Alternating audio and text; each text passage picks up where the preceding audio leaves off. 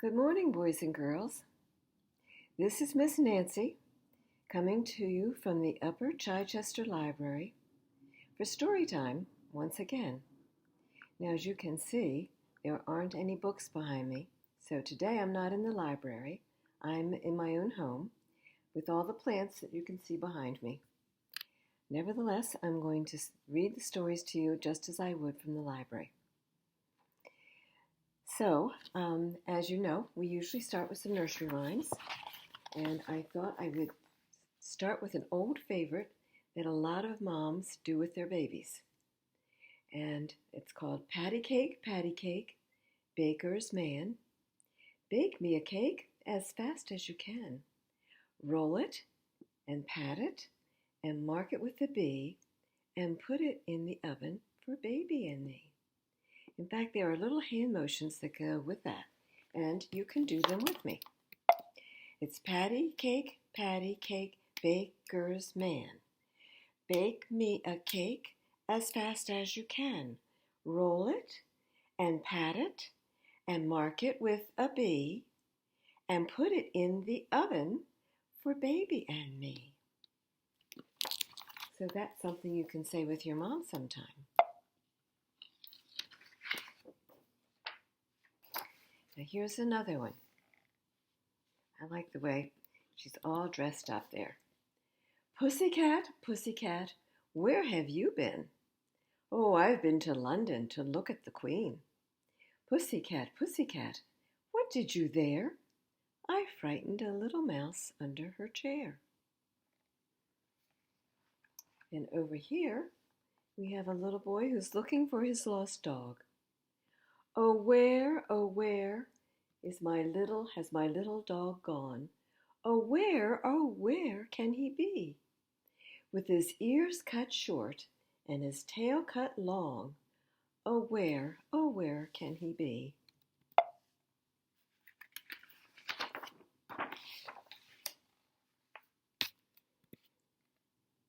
And here is actually this is a two-pager. I'll show you. Here's a lady riding on her horse.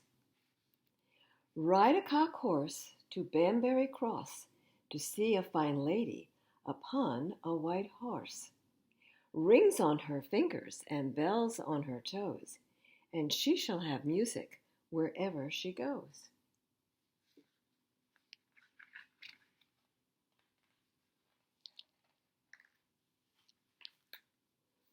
And then we have a one-pager here, and this is all about Little Piggy Who Went to Market.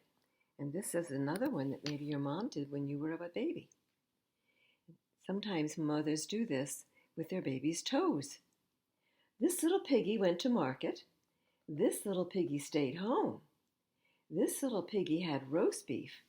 And this little piggy had none. And this little piggy cried, wee, wee, wee, all the way home. I like that picture of all the little piggies in their house. And over here, this is about hot cross buns.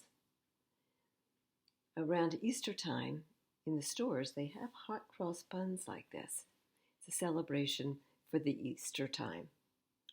And here it goes. Hot cross buns, 1 a penny, 2 a penny, hot cross buns. If your daughters do not like them, give them to your sons. But if you haven't any of these pretty little elves, you can do no better than eat them yourselves.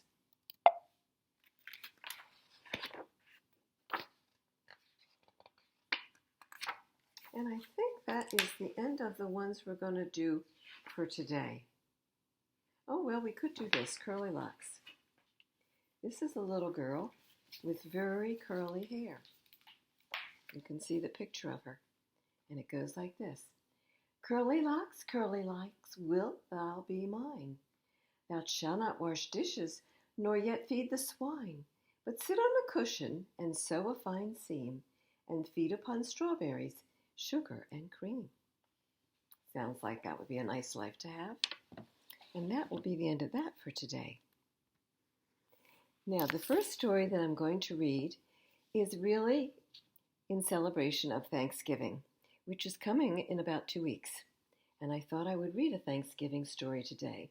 And this is called Turkeypox.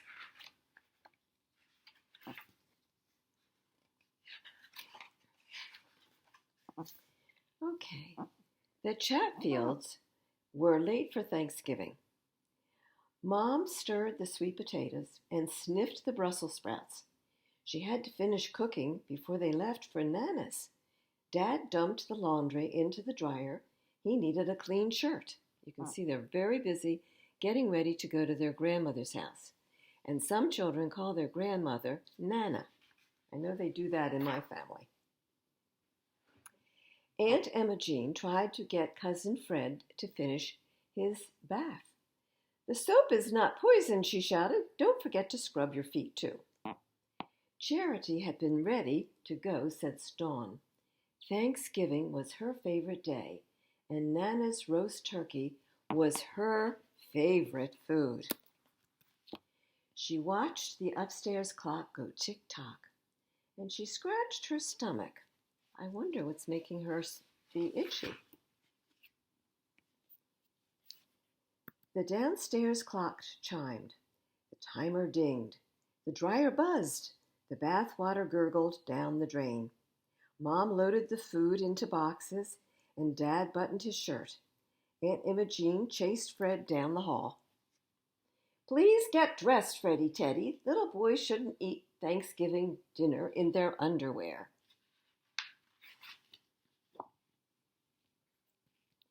After much hustling and bustling, fussing and rushing, packing and stacking, squeezing and squishing, the Chatfields and their holiday meal started their journey. But snow had filled the air. So you can see it's snowing out. The grown-ups talked about the snowstorm. It was hard to see the road. Charity itched her knees. Fred made up a song.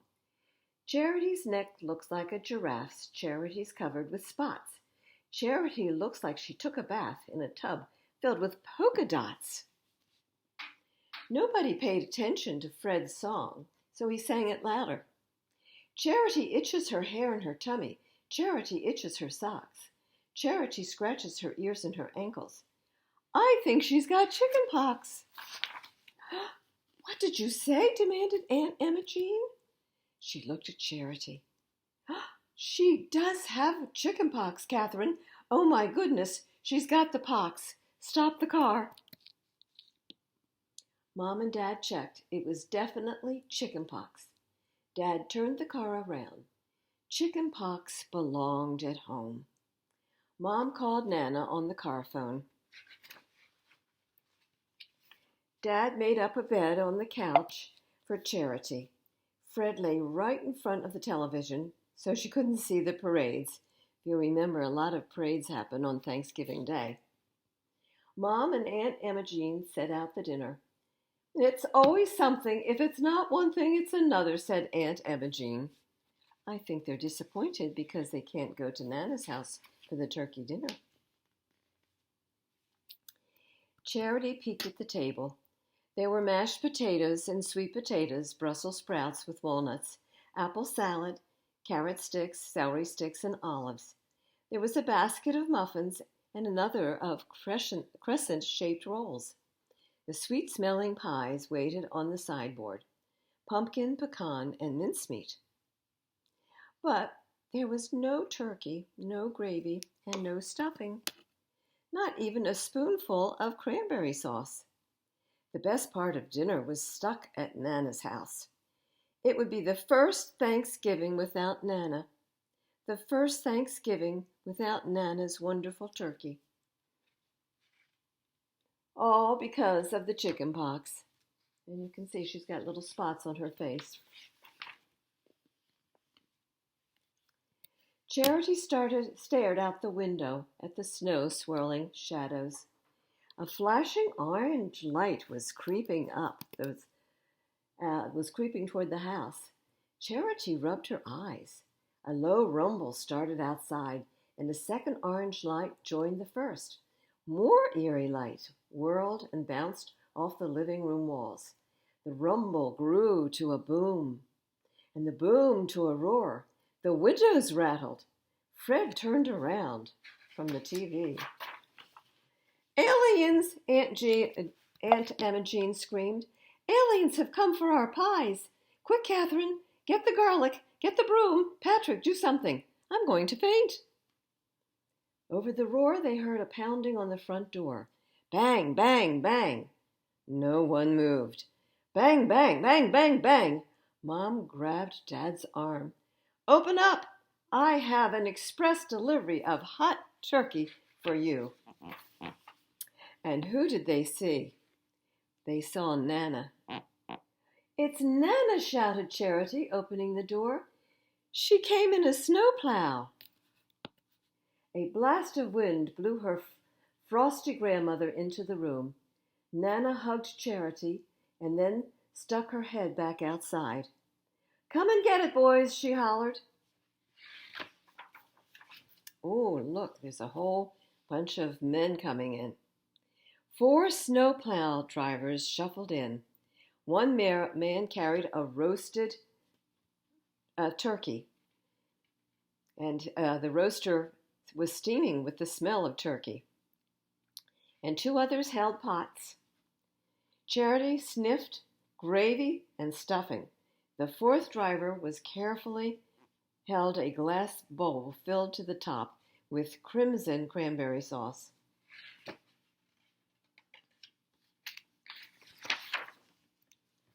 Nana took off her coat and hat.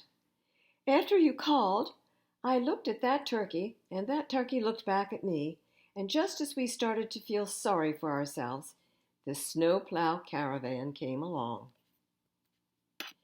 We plowed all day with no lunch, said the man, holding the cranberry sauce. I made a deal with the fellas, continued Nana. If they drove me and the rest of dinner here, I'd make sure they all enjoyed a hearty meal. Charity scratched her nose. But what about my chicken pox? She asked. Oh, don't worry, said one of the men. We've all had it. Bosh, said Nana. You don't have chicken pox. You have turkey pox. Charity held her breath while her grandmother lifted the lid off the roaster pan. Oh, my goodness, I don't believe it, said Aunt Emma Jean. The turkey had spots. Pox. Nana had dotted its shiny brown skin with cherries stuck on with toothpicks. Nana kissed the top of Charity's head. I hear that turkeypox is popping up everywhere today. Now, the reason that they were all able to have dinner with her, even though she had chickenpox, which is contagious, is that everybody else in her family, as well as the snowplow drivers, had had chickenpox. And once you've had it, you can't get it again. So, that was the story, a nice Thanksgiving story about sharing Thanksgiving meal with people, more people than just your family. Now, the next story is called A Trusty Old Pal. And this is from the Lady in the Tramp. And it comes, or it was written, let's see who it was written by. Okay, it is just a Walt Disney Lady and the Tramp story. Lady and the Tramp's puppies were very excited. Their mother and father were taking them out for a special treat. Where are we going, Mama? Asked Fluffy. Oh, you'll see, dear, said Lady. It's a surprise. Scamp, who was always in a hurry, raced in circles around his father, saying, Are we there yet? Are we there yet? Pretty soon, Tramp answered, smiling. But when? Asked Scamp. They rounded a corner, and Tramp said, Now. Oh, look. Up ahead was Tony's Italian restaurant. Welcome, my 4-footed friends, said Tony, as he brought out a plate of spaghetti and meatballs. When the pups were finished, Tony said, And now time for my beautiful cake. Let me see, where did I put it? Tony found the cake a moment later, but someone was already digging in. Looking at Scamp covered in frosting, Tony couldn't help but laugh. The rest of the dogs joined in the fun, and soon all of them were sharing the delicious dessert. When the puppies arrived home, they found another surprise waiting for them. It was Trusty and Jock, the two dogs who lived on their block. Here they are, Trusty and Jock. Jock was Scotty told Tramp the reason for their visit. You see, lad, my owners and Trusty's owners are taking a wee trip together. They want me to go along, but Trusty here is a bit old to travel. Could he stay with you for a week? That is, if it's no trouble. Trouble, said Tramp. Oh, don't be silly. Trusty saved my life. I guess that was in another story. The puppies gathered around the old bloodhound. Really, they asked, is it true, Uncle Trusty? Well, said Trusty, as my grandpappy, old Reliable, used to say, I don't recollect if I ever told you about old Reliable, did I? As Trusty launched into a story, Lady gazed fondly at him. Don't worry, Jock, she said. We'll be happy to have Trusty stay with us. For the first few days, the puppies found it exciting to have their Uncle Trusty around. They tumbled over his back. They played hide-and-seek behind him. They listened intently to his stories of the good old days when he and old Reliable used to track criminals for the police force. It wasn't long, though, before the puppies began to notice some things that weren't so exciting about their new house guest. Trusty always got to eat first, and when he did, he ate very, very slowly. He took long afternoon naps on the stairs, where the puppies were always tripping over him. When he slept, he snored, and his snoring was as loud as a foghorn. Worst of all, his stories grew longer by the day, until the puppies could barely wait until he was finished. Scamp, always the impatient one, found it harder and harder to listen. One day, Trusty had just begun a story in the usual way. Now, as my grandpappy, old Reliable, used to say, I don't recollect if I ever told you about old Reliable, did I? Finally, Scamp had had enough. Yes, he exclaimed, you already told us about old Reliable, about 1,000 times. Trusty looked at him confused. I did? Of course you did, said Scamp, over and over and over again. It's boring. The other puppies' eyes grew wide. They looked uncomfortably at each other, then wandered off. Scamp looked at Trusty's hurt face and backed away. I think I hear Mother calling, he said. I guess he did hurt Trusty's feelings, didn't he? The next morning, the puppies came bounding down the stairs for breakfast. As they did, they noticed something different. There was no dog to trip over, and no loud snoring to greet them. Trusty was gone. They looked all around the house, under the stairs, in the kitchen, and in the playroom. Then they went outside and searched the yard. But there was no sign of Trusty anywhere. Uh-oh. The puppies went to their parents and told them that Trusty had left. Why would he do that? Asked Tramp. No one answered until Scamp said, I think I know. He repeated what he had said to Trusty the day before. Scamp, said Lady, you must have hurt his feelings. Scamp hung his head. I didn't mean to. I'm sorry. We've got to find him, said Tramp. Scamp and I will nose around the old neighborhood to see what we can find. Pidge, you take the others and check the dog pound. Now, the dog pound is where stray dogs are picked up and taken. Fluffy, Ruffy, and Scooter followed Lady out of the yard, calling as they went. Trusty, Trusty, where are you? They hurried along the sidewalk until houses gave way to stores and stores to factories. Then in the distance, they saw a sign, City Dog Pound. Stay out of sight, Lady told the puppies. I'll be right back. She sneaked inside the pound and tiptoed along the rows of cages. There were beagles, Afghans, greyhounds, boxers, poodles, and chihuahuas, but there were no bloodhounds.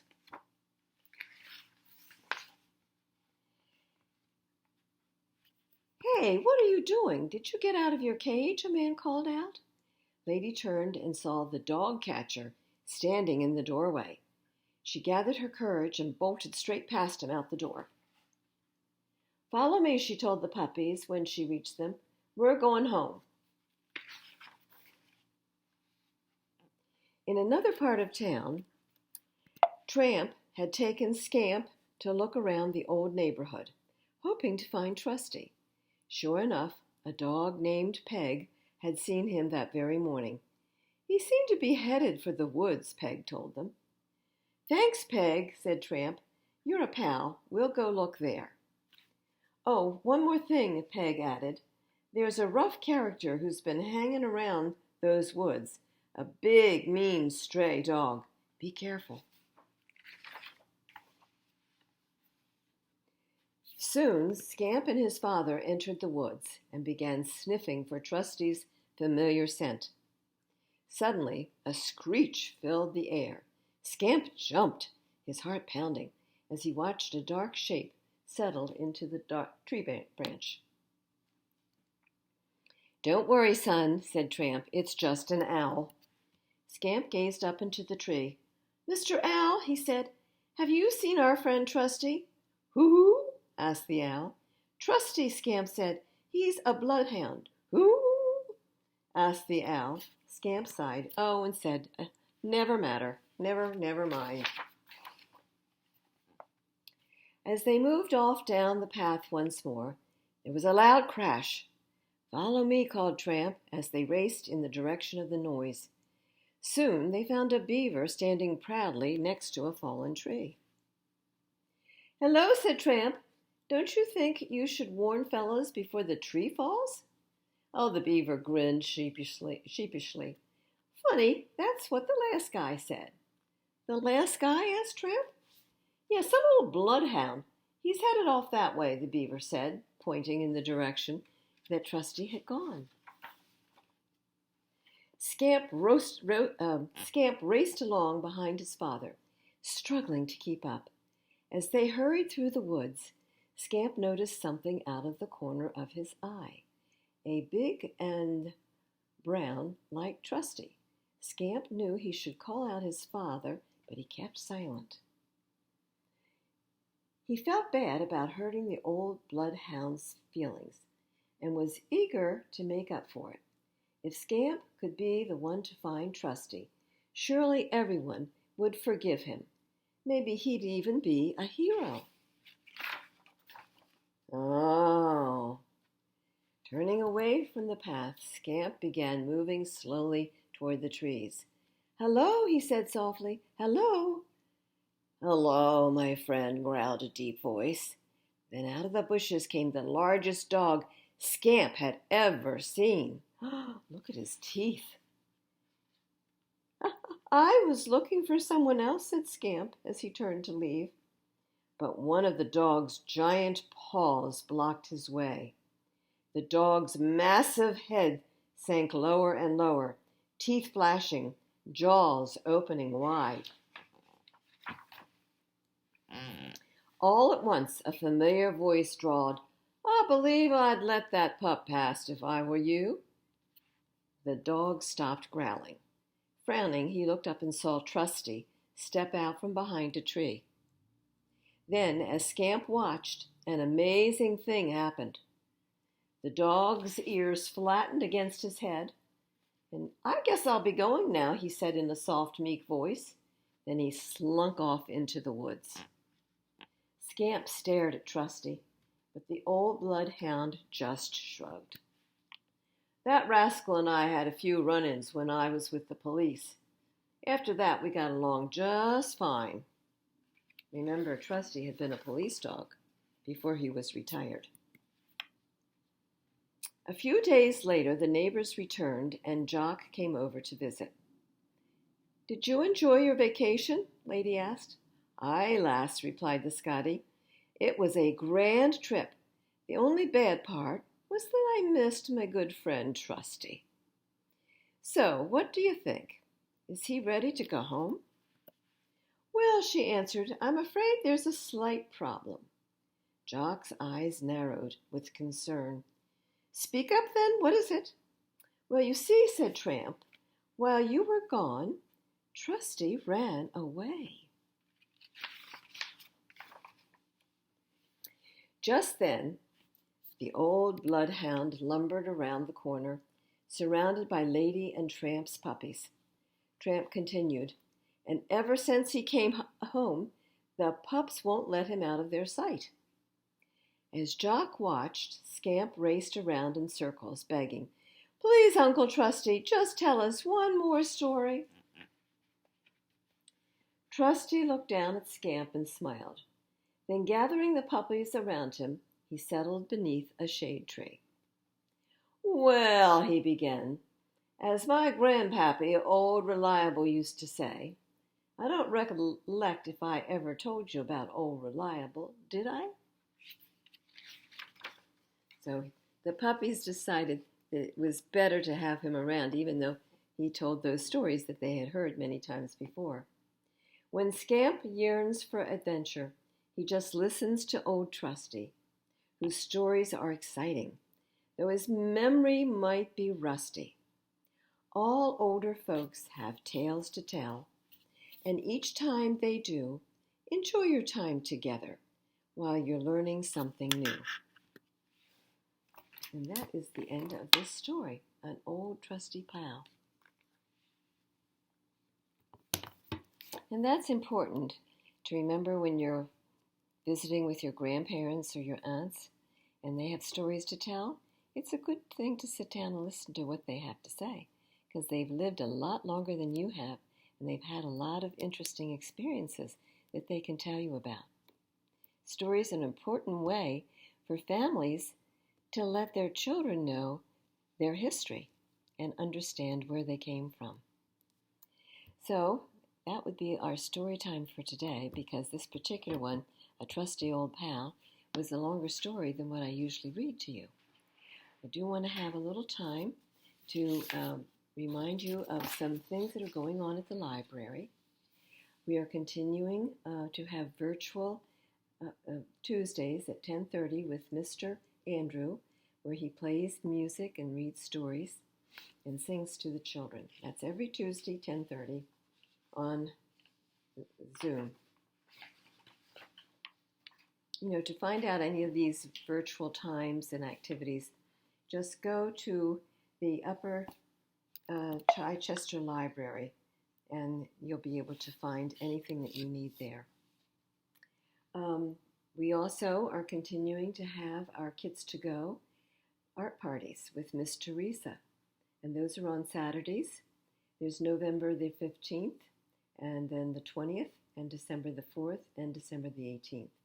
So you come to the Upper Chichester Library to pick up your free art kit, and then join Miss Teresa on those Saturdays to learn how to put it together. You can join her on Facebook Live for fun. Then Wool-Gatherers virtual crochet classes with Miss Hannah are continuing. The next one is Friday, November the 19th, and that is going to be the crocheting a rainbow ripple baby blanket. There will be another one on December 3rd where you will be making Christmas ornaments, and then on September 17th for a granny stitch cowl. As you can see from the picture, it's like a scarf around your neck. So again, the kits for these items are available free to you when you come to the library to pick them up. And then you can go to facebook.com Upper Chichester Library on those particular Saturdays to follow along with Hannah. And then on December 11th, there will be a drawing of raffle tickets for these very beautiful designer bags. We have 3 of them that are being raffled. There's Michael Kors bag, a Coach bag, and a Kate Spade bag. The tickets are $5 for one or $10 for three, and they're purchased at the Upper Chichester Library. And the library is 3374 Chichester Avenue, and we are open Monday through Friday from 10 o'clock to 4 p.m. in the afternoon, and on Saturdays from 10 in the morning to 2 p.m. in the afternoon. So please come. Those are times when you can come and pick up the free kits or come to purchase a raffle for the drawing that will be on December the 11th at 8 p.m. in the evening. So that's story time and news for now, and I hope to see you all again next week. Goodbye for now, and have a great week.